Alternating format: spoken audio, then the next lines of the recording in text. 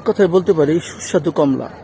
গাজীপুরের শ্রীপুরে যে মালটার পাশাপাশি এখানে যে প্রচুর কমলা পাওয়া যায় সেটা আমরা না আসলে বুঝতে পারতাম না।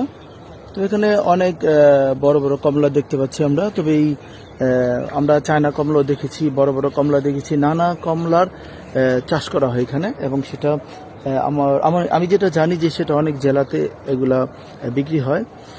তবে খুব সুস্বাদু কমলা। আমরা এই বাংলাদেশের বিভিন্ন প্রান্তে বিভিন্ন জায়গায় কমলার বাগান রয়েছে এবং সেখানে প্রচুর সুস্বাদু কমলা হচ্ছে। একটা সময় আমরা দেখতাম যে ভুটান থেকে দেশের বাহির থেকে অনেক কমলা আসতো, চায়না থেকে কমলা আসতো, কিন্তু আমাদের এই বাংলাদেশের মধ্যে আমাদের ঢাকার অদূরে যে পার্শ্ববর্তী গাজীপুরের শ্রীপুরে এখন যে প্রচুর চায়না কমলা এবং খুব ভালো সুস্বাদু কমলা হয়, মালটা হয়, সেটা আপনারা এখানে আসতে পারেন, এসে দেখতে পারেন, একটু ঘুরে যেতে পারেন, আপনাদের ভালো লাগবে। আমি আপনাদের শুধু একটা কথাই বলবো, আপনারা একটু সুযোগ পেলেই দেখবেন যে আমার এই দেশের মধ্যে, আমার এই বাংলাদেশে প্রচুর বাগান রয়েছে, বিভিন্ন ফলের বাগান রয়েছে, যে বাগান এমনকি আমরা আশা করতে পারি অদূর ভবিষ্যতে খুব শীঘ্রই আমরা প্রচুর আপেল বাগানেও আপনারা দেখতে পাবেন।